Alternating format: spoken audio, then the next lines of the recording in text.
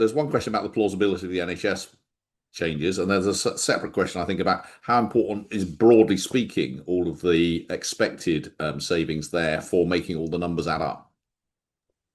I can certainly take the first one, and then Ben might want to add in on the second one. So on the first one, I mean, as I said, the target is kind of these 2% efficiency savings per year for the NHS. If you compare to very recent history in the last few years, that seems relatively possible. The NHS has delivered on its measures above 2% improvements, at least for hospital productivity in the last few years. You could imagine that it might get harder and harder as a lot of this is pandemic recovery. It might get harder and harder to get those kind of recovery productivity improvements, and you have to start getting some kind of new productivity improvements. But as I said, trying to get hospitals back to pre-pandemic productivity by the end of this parliament doesn't seem radically ambitious, doesn't seem, unachievable. It will be challenging. More broadly, public sector as a whole, at least by ONS measures of public sector productivity, is less productive than it was pre-pandemic. That's true for many individual government services. And so there clearly is, well, there's two things. There are questions about what's driving that, and what's driving that, in a sense, determines what the government can do about it. But I think it is fair to say there are productivity improvements available, even getting back to pre-pandemic levels, which in some sense we know we could do, would represent a serious improvement. I wonder if Ben wants to come in on the second. Yes, I can come in on the second. I think that the efficiency savings that are planned for departments, if we think about the administrative spending, for example, are a big deal if you work in one of those departments. If you're in the communications team in one of the departments in Whitehall, for example, or you work for the Cabinet Office or DCMS or whatever. But in terms of fiscal savings, they're really not huge. And the idea is to try and become more efficient almost in the back office and reprioritize that to the front line. Seems to be the general pitch of what's going on. And obviously, the more you can do that, the more you can help frontline services, as long as those back office cuts don't undermine efforts to become more productive and more efficient overall. Really, what a lot of this hinges on is productivity, not in the sort of Whitehall bureaucrats' offices, but out in public services. It's really the NHS being the big one. But also elsewhere, I think for defence, obviously there's a lot of focus on how much we spend because there's a spending target. But also I think procurement and the efficiency of that spending and getting good value for money will be increasingly important, making sure we can achieve our defence objectives without just chucking cash at it. And then more broadly in public services, bits of the justice system, for example, where there's signs of reduced productivity, whether schools where there's lots of hype around AI to maybe take some of teachers' workload away and things like that, where there will be some scope for improvements, but that's really where the money is. That's where the spending is. And that's where I think the delivery question is, rather than can we save 50 million by closing down a London office? Brilliant. Well, thank you. I think we will draw things to a close there. Again, thank you so much to my colleagues who, as ever, were up very late last night preparing all of this analysis and who somehow have drawn it all together into a very clear, I hope you found, explanation of what happened yesterday. We will be back, of course, in the run up to the autumn budget with our green budget. And with plenty of things between now and then. But I will sign off for my last event of this kind at the IFS. Wish my successor and all of my current colleagues extremely well in everything they do in the future. But I will certainly be an avid consumer of it all going forward. Thank you, everyone, for watching and listening. And we'll see you next time.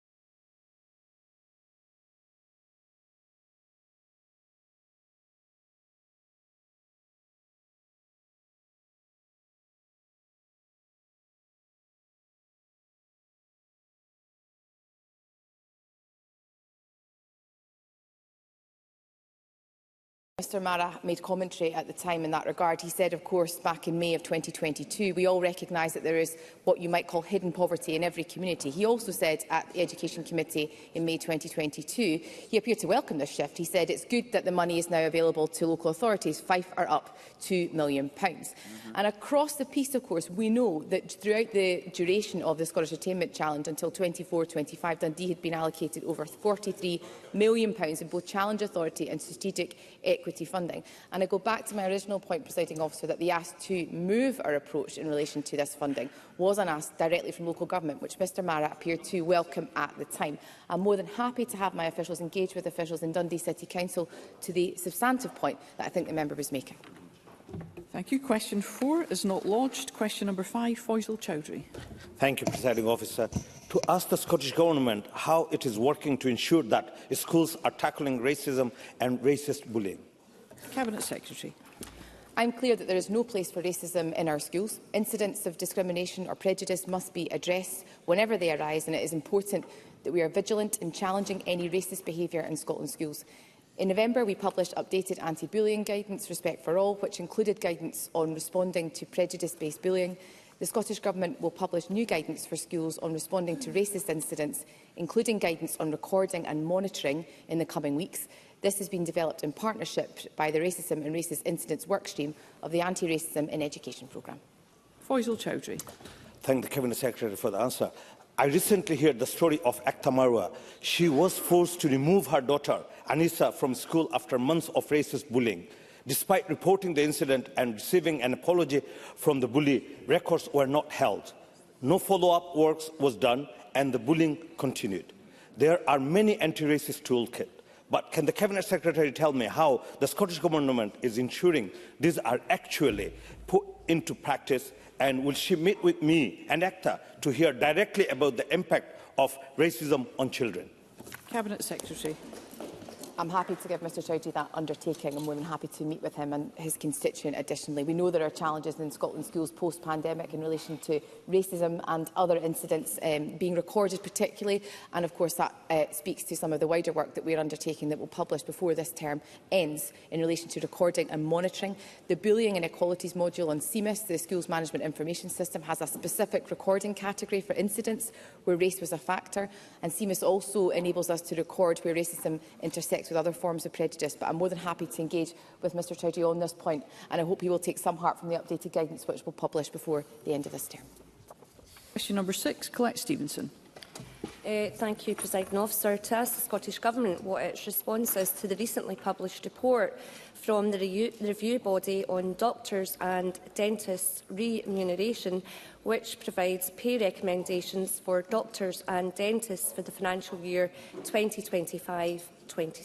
Cabinet Secretary Neil Gray. Thank you, Presiding Officer. Firstly, Agenda for Change trade unions, which includes nurses and midwives, have unanimously accepted a 2-year pay deal of 4.25% and 3.75%.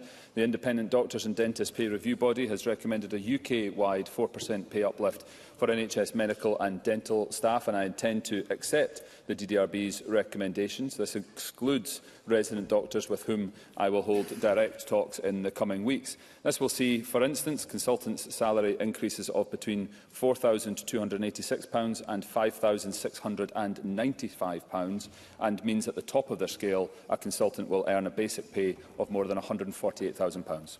Colette Stevenson. I thank the Cabinet Secretary for that response. I am proud that Scotland is the only part of the UK where both GPs and dentists have seen real terms growth in their wages in recent years, and I am hopeful that this will drive recruitment in the sectors as we continue to improve access to healthcare across Scotland.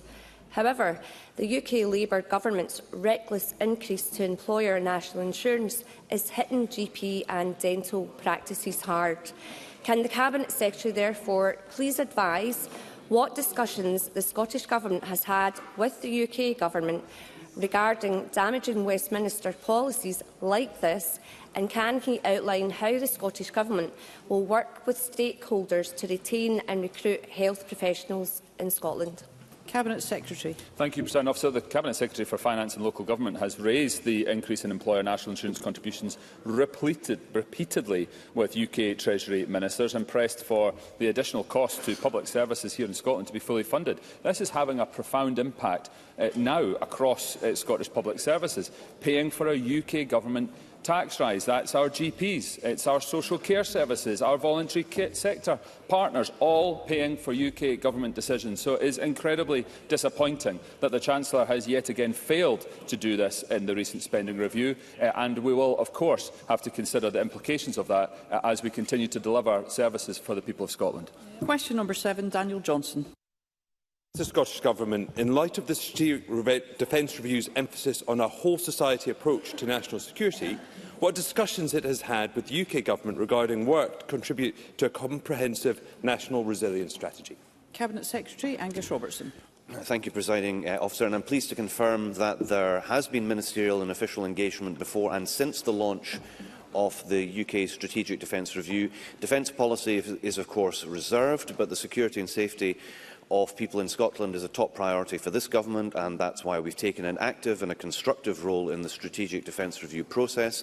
From its initial stages last year, where the First Minister wrote to Lord Robertson, who led the review on the 30th of September 2024, with the Scottish Government's response to the propositions posed by the SDR reviewers, through to the ministerial discussions that took place in the days before and since the SDR was published on the 3rd of June. Daniel Johnson. I thank the Cabinet Secretary for that answer. What is clear is the Strategic Defence Review is far more comprehensive and wide-ranging than probably any defence review we've had in the last 25 years. And there are clear recommendations that have implications in devolved areas. We've heard in recent days arguments and points around industrial strategy, but actually civil contingency is really a clear concern, with recommendations around coordination between civil and military authorities, such as local authorities, health, police, and clearly devolved government. So I'd be grateful if the Cabinet Secretary could outline what discussions it has had, both with military authorities but also UK Government, to set up the structures required to undertake that civil contingency work. Cabinet Secretary. Well, can I give Daniel Johnson the assurance that efforts are underway to optimise relations which will ensure resilience is maximised? And this requires developing existing and emerging relationships between the UK Government, devolved administrations and a range of agencies and departments. And I'd like to give Daniel Johnson the confidence that this is being progressed and that there is a shared interest in doing so, and I'll be happy to update him on that progress. Question number 8, Jackie Bailey.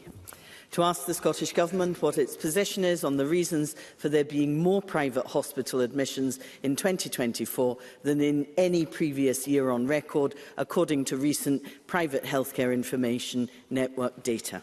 Cabinet Secretary. Thank you, President Officer. While a patient has the right at any time to exercise choice and seek private treatment, we recognise that excessively long waits for NHS treatment are not acceptable. That's why we're determined to reduce patient waits in the year ahead, and our investment of £106 million of additional funding will help us to deliver more than 150,000 extra appointments and procedures in 2025-26. This includes £25 million for orthopaedics and more than £12 million for ophthalmology. This funding is just part of our record investment of £21.7 billion for health and social care this year, which will expand capacity and reduce waiting times.